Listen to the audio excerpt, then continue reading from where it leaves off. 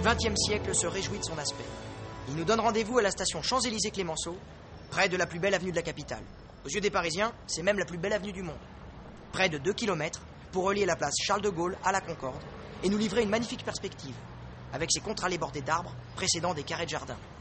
Lieu de promenade, lieu indémodable, les Champs-Élysées sont marqués par les événements historiques. Et par les guerres. D'ailleurs, c'est le nom de Clémenceau, illustre figure de la Première Guerre mondiale, qui est associé à nos Champs-Élysées. Pourtant, le Grand et le Petit Palais, édifiés en 1900 lors de l'Exposition universelle, ont tenté de témoigner du rapprochement des hommes et des nations. Cela dit, les Champs-Élysées sont un lieu de rassemblement populaire. Et si on y défile en 1944 pour fêter la libération de Paris, on s'y retrouve aujourd'hui pour l'arrivée du Tour de France, ou en 1998 pour fêter les Bleus et leur victoire en Coupe du Monde. Le haut de l'avenue est marqué par la guerre. La première, celle qu'on nomme pourtant la der des der. En 1920, le pays veut honorer ses poilus, qui se sont battus comme des enragés. Surgit l'idée de rendre hommage à la dépouille d'un soldat inconnu, mort au champ d'honneur. 8 corps de soldats français non identifiés sont exhumés. Ils viennent de tous les fronts. Et on en désigne un au hasard. Un cortège solennel, composé de mutilés, d'une veuve, d'une mère et d'un orphelin, accompagne le cercueil du soldat jusqu'à l'Arc de Triomphe.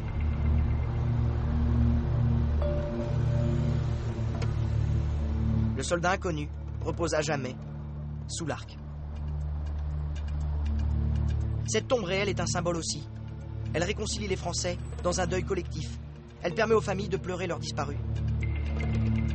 Désormais, la tombe du soldat inconnu ferme l'Arc de Triomphe.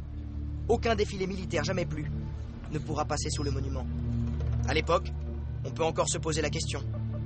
Vient-on vraiment de vivre la der des der? En septembre 1940, les troupes allemandes d'occupation défilent sur les Champs-Élysées. C'est dans le malheur de la défaite qu'elles livrent la réponse aux larmes des Parisiens. Mais comme je vous l'ai dit avant, 4 ans plus tard, la foule parisienne savoure la victoire et la libération.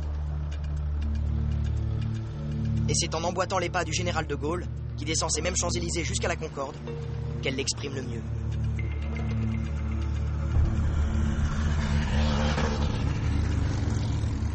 Comme Sacha Guitry dans un film célèbre, je vous propose de remonter les Champs-Élysées.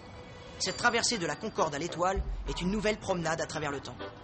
À l'origine, les Champs-Élysées n'étaient que des terrains déshérités, marécageux. C'est au XVIIe siècle que Marie de Médicis décide d'en faire une longue allée bordée d'arbres, le cours de la Reine. Plus tard, Louis XIV aménage les terrains environnants et ajoute des carrés de gazon. Mais la suite est moins paisible. Vous allez voir. La place de la Concorde est le début de notre parcours. La Concorde. Les Français sont-ils tous dans les mêmes dispositions de cœur et d'esprit ici? Rien n'est moins sûr. En 1789, cette place est celle de la Révolution. Elle a mauvaise réputation. Ici, on exécute. La guillotine s'y dresse. Le compte des décapités est à frémir. 1119 têtes sont tombées à cet endroit, dont celle de Louis XVI et Marie-Antoinette. En 1795, après la terreur et ses effusions de sang, le gouvernement se montre soucieux de la paix civile. Il donne à l'espace le nom de place de la Concorde. Mais les Parisiens doutent toujours de sa quiétude. Pour débarrasser la place de ses aspects malfamés, Louis-Philippe l'embellit. En 1836, il y place au centre l'obélisque de Luxor, un cadeau offert à la France par le vice-roi d'Égypte, Mehmet Ali. Face à la place de la Concorde, de l'autre côté de la Seine, nous avons un aperçu de nos institutions avec le Palais Bourbon. Le siège de l'Assemblée nationale aligne ses 12 colonnes corinthiennes. Construit en 1722 pour Louise de Bourbon, fille de Louis XIV et de la Montespan, il est réquisitionné en 1795. On y ajoute un hémicycle et on en fait l'Assemblée législative. L'histoire nous adresse parfois de curieux clins d'œil. Ce palais Bourbon, emblématique de nos institutions républicaines, porte le nom le plus royal qui soit.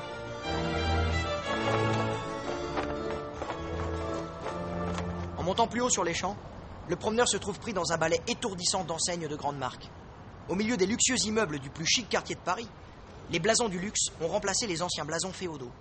Et les Parisiens viennent y rêver, aux côtés des touristes qui ne se lassent pas de parcourir l'avenue. Les puissants d'aujourd'hui ne sont peut-être plus au Palais Bourbon, mais dans cet alignement de boutiques. Qui sont-ils? Ce sont les grands financiers, les groupes de l'industrie du luxe, les grands constructeurs automobiles, tous ceux qui détiennent les cordons de la bourse. Ils sont tous là. Lancel, Lacoste, Hugo Boss, Omega, Cartier, Guerlain, Vuitton, Peugeot, Renault. Ils brillent au firmament des Champs-Élysées. S'y trouver est une marque de prestige, une confirmation de réussite. Et tant pis si les emplacements font partie des plus chers du monde. Quand on aime, on ne compte pas. Quelques adresses sont à retenir en remontant les Champs-Élysées. Dès le rond-point franchi, au numéro 25, voici l'ancien hôtel de la marquise de Païva, aventurière russe de haut vol. Vous avez devant vous l'un des rares vestiges des Champs-Élysées sous le Second Empire.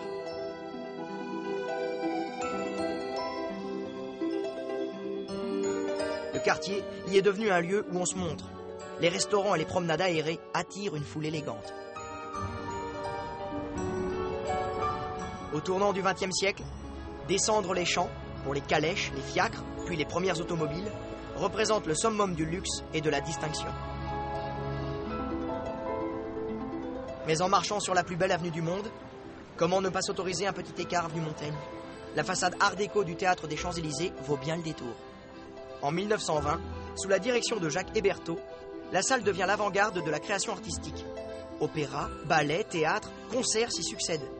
Les ballets suédois subjuguent Paris, sur des musiques de Ravel, Debussy et même Picasso qui peint quelques décors. Le XXe siècle de l'invention, de l'intelligence, de la beauté explose ici. En quête de souvenirs architecturaux du siècle achevé, on retiendra la façade Art Nouveau du Claridge. Celle de l'ancienne Élysée Palace. Ou encore l'immeuble Art déco devenu grand magasin.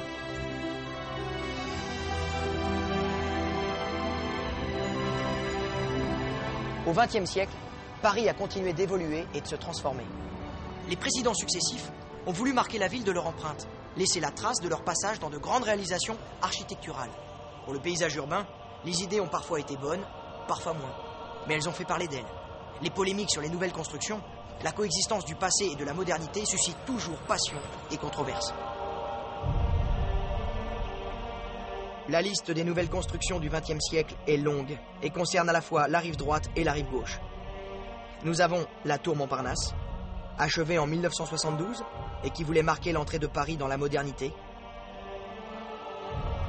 Le front de Seine, haut, cubique et prétentieux. Le musée du Quai Branly, novateur et verdoyant. Les voies sur berge, qui fluidifient la circulation mais n'améliorent pas la perspective. Le Forum des Halles, échec si cuisant qu'il va être rasé. Le Centre Pompidou, l'un des musées les plus visités au monde. L'Opéra Bastille, nouvelle forteresse de l'art.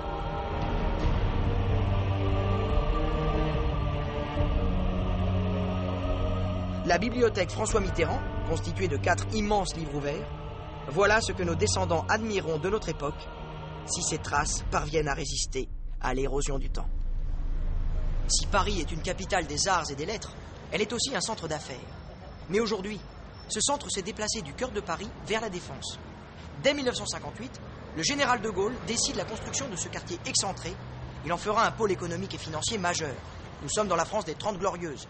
Et la construction dans le prolongement de l'axe historique paraît judicieuse. Du Louvre aux Champs-Élysées, de l'Arc de Triomphe en passant par Neuilly, on arrive à la Défense. Le quartier doit son nom à une statue, la Défense de Paris, qu'on peut voir sur place, toujours solide et vaillante. Mais il convient de célébrer ce nouveau quartier d'affaires. Il compte la plus grande concentration de buildings et de bureaux de France. 3 millions de mètres carrés, excuse du peu. Alors, on érige en 1989 la Grande Arche de la Défense. Cette prouesse architecturale qui culmine à 110 mètres de haut et pèse 300 000 tonnes est due à François Mitterrand. Il veut un monument qui servira de carrefour de la communication. C'est un architecte danois qui remporte le projet. On loue la beauté de son concept, sa simplicité et la poésie qui s'en dégage. Mais ne vous fiez pas aux apparences. Un cube évidé, ça paraît simple, mais en fait, ça ne l'est pas. Entre l'étude des vents, la composition du béton, la pose des plaques de marbre et le montage des ascenseurs extérieurs, vous avez une idée du type de problèmes qui se sont posés à ces bâtisseurs.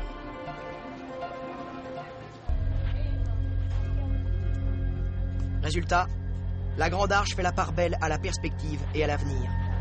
Mais elle est aussi un trait d'union avec le passé. Vous ne trouvez pas qu'elle a un faux air de l'Arc de Triomphe ?